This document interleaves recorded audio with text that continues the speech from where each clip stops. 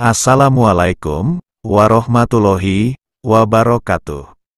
Risalah 43.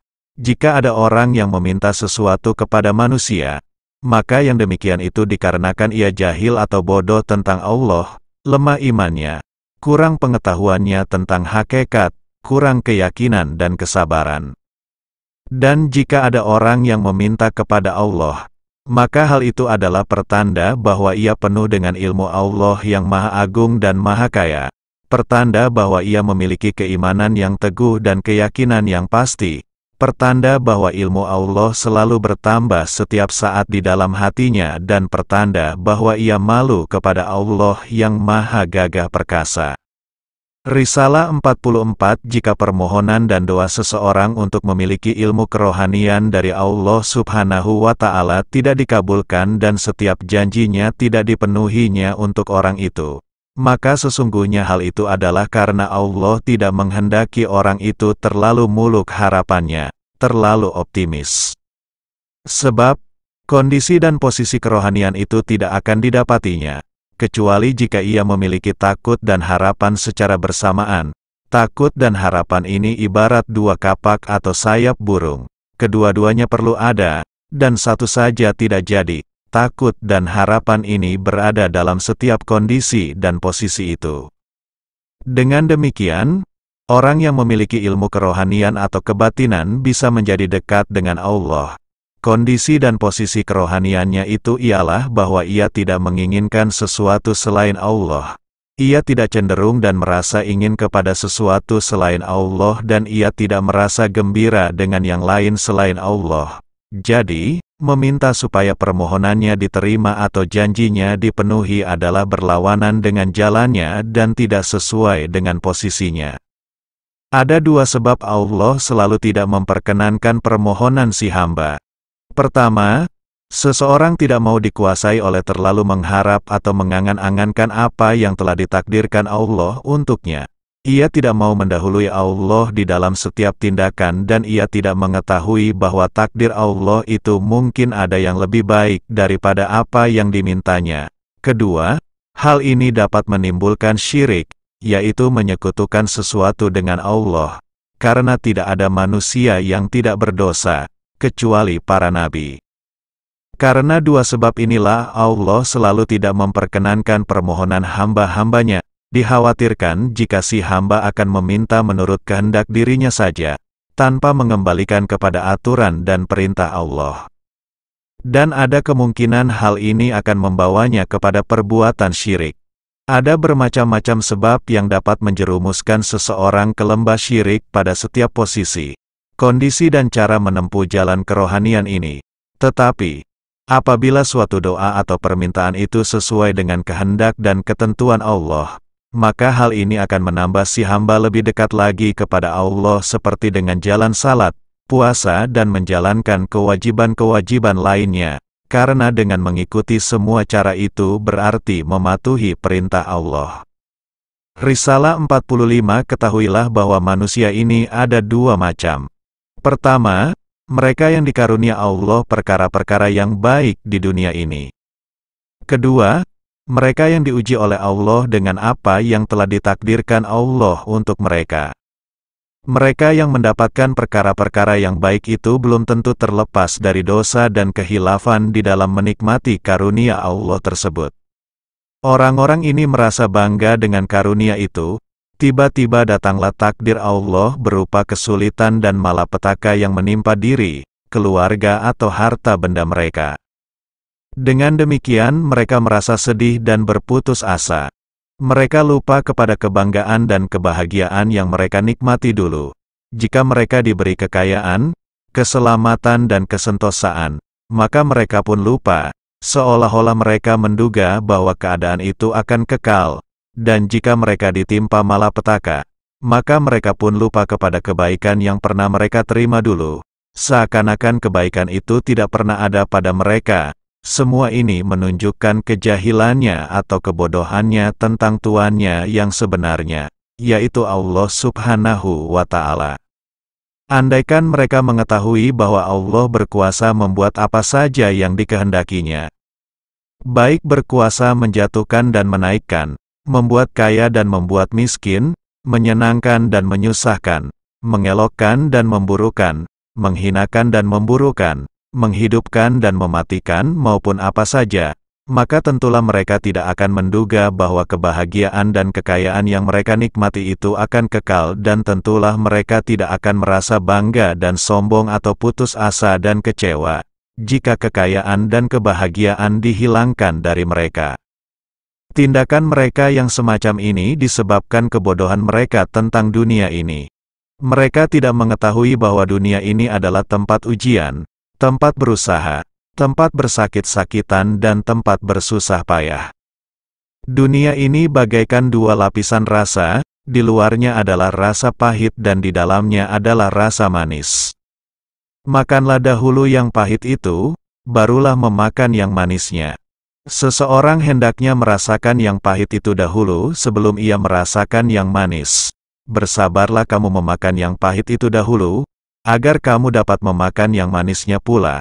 Oleh karena itu, barang siapa bersabar terhadap ujian-ujian di dunia ini, maka ia berhak menerima hasil dan balasan yang baik dan bagus. Ibarat orang yang mau memakan gaji, bekerjalah dahulu, baru mendapatkan gaji. Lapisan yang pahit itu harus dihabiskan lebih dahulu, baru lapisan yang manis akan didapatkan.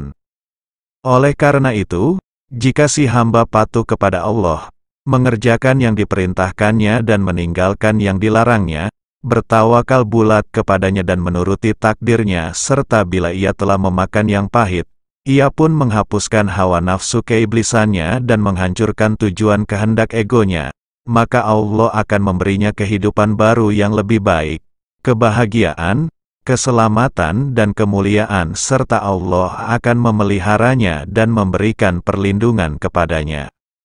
Setelah itu, si hamba itu pun menjadi seperti bayi yang sedang disusui ibunya, yakni bayi itu tidak lagi perlu mencari makan, karena ibunya telah memberinya makan.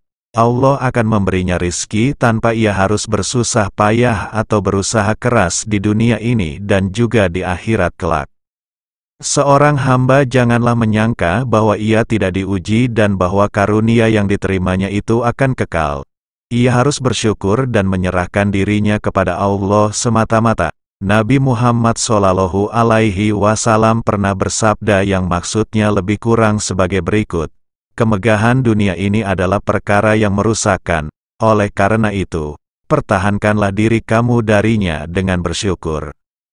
Mensyukuri karunia kekayaan itu dilakukan dengan menyadarkan diri dan mengatakan kepadanya bahwa karunia itu tidak lain hanyalah kepunyaan Allah yang dipinjamkannya dan diamanatkannya kepada kita. Semuanya adalah milik Allah dan kita tidak mempunyai apa-apa. Oleh karena itu, dalam masalah harta benda ini, kita tidak boleh melanggar batas-batas yang telah ditentukan Allah dan gunakanlah harta benda itu menurut kehendaknya. Keluarkanlah zakat dan sedekah. Tolonglah orang-orang yang miskin papa. Orang-orang yang sedang berada dalam kesusahan adalah menjadi tanggungan kita untuk memberikan nafkah kepadanya. Inilah arti mensyukuri karunia kekayaan harta benda yang diberikan Allah kepada kita. Sedangkan mensyukuri nikmat anggota-anggota badan yang telah diberikan kepada kita adalah dengan menggunakan badan itu untuk mematuhi perintah-perintah Allah, meninggalkan larangannya dan tidak berbuat dosa dan maksiat. Inilah cara-cara memelihara karunia Allah agar tidak terlepas dari kita.